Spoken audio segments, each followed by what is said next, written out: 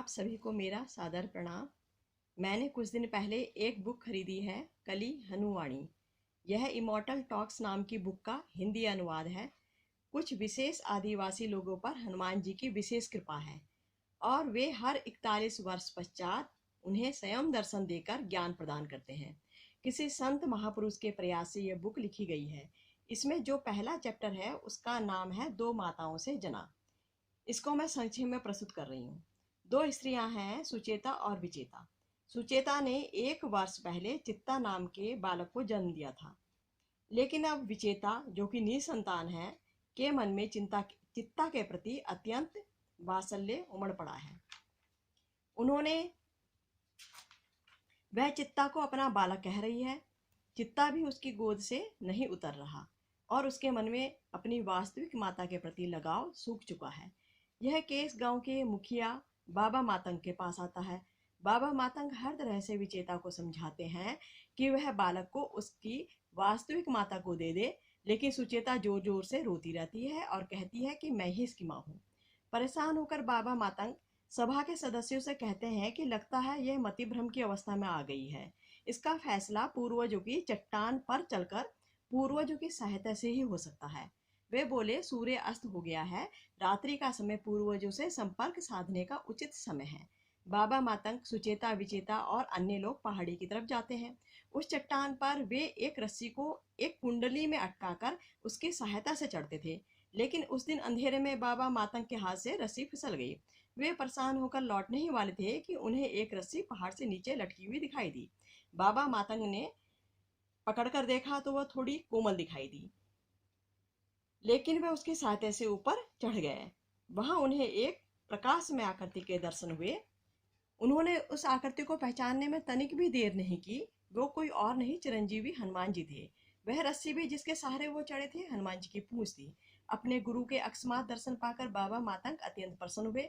वे बोले, हे देव, हम आज इस पहाड़ी पर चित्ता की समस्या का उपाय ढूंढने आए थे। चित्ता तो आनंद में है, उसे क्या समस्या हो सकती है? हनुमान जी ने चित्ता की ओर देखते हुए बोले, चित्ता अपनी माता विचेता के आंचल में आनंद से है। देव, सुचेता उसकी वास्तविक माता है, विचेता नहीं, बाबा बोले। हनुमान जी बोले, बाबा, हम इस बात का निर्णय कैसे कर सकते हैं कि चित्ता की माता कौन है? जिससे चित्ता को आसक्ति है वही उसकी माता है।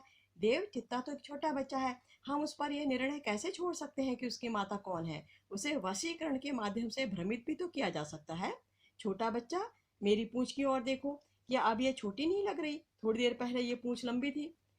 क्षमा करे देव, चित्ता छोटा बच्चा नहीं है, वह एक आत्मा है जो पहले कई जन्म जी चुका है, बाबा बोले। परंतु मेरे कहने का अर्थ था कि तभी बालक चित्ता उच्च स्वर में हंसने लगा। चित्ता के ठट्टों के स्वर शीघ्र ही विशेष भाषा में बदल गए। चित्ता अपने बाल ठट्टों की मदद से अपने पूर्व जन्म की कथा कह रहा था कि पिछले जन्म में मैं एक साधु था और परमात्मा की खोज में भटक रहा था। उस जन्म में भी मुझे एक पहेली का सामना करना पड़ा था। मुझे कुछ दृश्य दिखाए गए थे, लेकिन मैंने कोई भी दृश्य स्वीकार नहीं किया। मैं जान गया था कि यह जीवन एक भ्रम मात्र है। मैंने हनुमान जी से प्रार्थना की कि मुझे मोक्ष चाहिए। मृत्यु पश्चात उसे चित्ता का जन्म मिला। बाबा बोले, यदि उसे वास्तविक बोध हो गया होता तो उसे नया जन्म लेना ही ना पड़ता। हनुमान जी मुस्कुराए। उनकी इस मुस्कुराहट में सहस्त्रों ग्रंथों का सार छिपा था। वे बोले, इस जीवन में उसे बोध हो जाएगा। यह दो माताओं की पहली उसके लिए सहायक बनेगी। उसकी आत्मा जागृत हो जाएगी। उसे बोध होने लगेगा कि मेरा तेरा आदि सब भ्रम की रस्सियां हैं जो हमें इस नश्वर संसार में जकड़ कर रखती हैं। मेरी माँ, मेरे पिता, मेरे मित्र आदि सब संबोधन इस नश्वर संसार के नाटक के संवाद संवाद है। हनुमान जी ने पुनः मुस्कुराकर बाबा की समझ को सराहा। सुचेता को लगा कि हनुमान जी ने उसे पूरे जीवन मातृत्व की इस दुखद पहेली को झेलने का दंड सुना दिया। इसके बदले उसे मृत्यु दंड स्वीकार होता। उसके मन का भय आंसुओं के रूप में प्रदर्शित हुआ। हनुमान जी शांत स्वर में बोले, जैसा कि मैंने शुरू में कहा था, चित्ता के लिए निर्णय लेने का अधिकार किसी को नहीं है। चित्ता किसको अपनी माँ चुनता है वह उस पर छोड़ देना चाहिए। पूर्णिमा की रात को उसकी आत्मा मुझसे मिली थी। मैंने उसे 7 सुरंगें दिखाई थी जो 7 अलग अलग जीवनों का प्रतीक थी। उनमें से एक का चुनाव का विकल्प मैंने उसे दिया था। पहले जीवन में सुचेता उसकी माता है और विचेता के मन में उसके प्रति कोई ममता नहीं है। दूसरे जीवन में सुचेता उसकी माता है, परंतु विचेता के मन में उसके प्रति एक पक्षीय पीड़ाजनक ममता है। तीसरे जीवन में विचेता उसकी माँ है और सुचेता के मन में उसके प्रति कोई ममता नहीं है। चौथे जीवन में विचेता उसकी माता है, परंतु सुचेता के मन में उसके लिए पीड़ाजनक एक पक्षी ममता है। पांचवा जीवन पहले और तीसरे का मिश्रण है और छठा जीवन दूसरे और चौथे का मिश्रण है।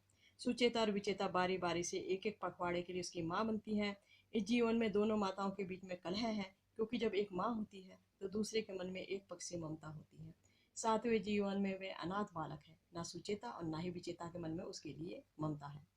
उसकी आत्मा ने छठे जीवन को चुना, क्योंकि इस जीवन में उसकी आत्मा संसार के मोह माया और बंधनों के प्रति जागृत रहेगी, जिससे उसको मोक्ष प्राप्त करने में सहायता मिलेगी।